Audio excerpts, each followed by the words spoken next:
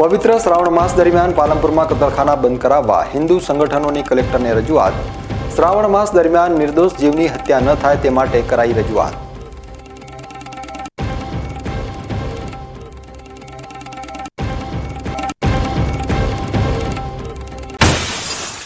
Nenava national highway road पर पड़ेला खाड़ा ने लई भारतीय जनता पार्टी झंडा लगावी करायो अनोखो विरोध।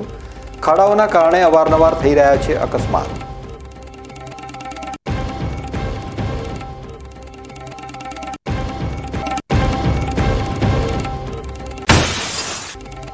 जल ए जीवन ने सार्थक करता जसराना प्रगतिशील खेडूतो वरसादनुं पाणी बचावीने फेल बोर में उतारी बोर ने रिचार्ज करवानो कर्यो प्रयास।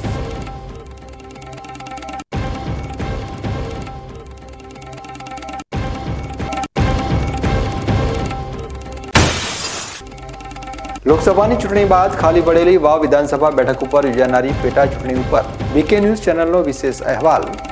છેલ્લી 5 વિધાનસભા ચૂંટણીમાં કોનું પલ્લું રહ્યું ભારે અને કોણ રહ્યું વિજેતા।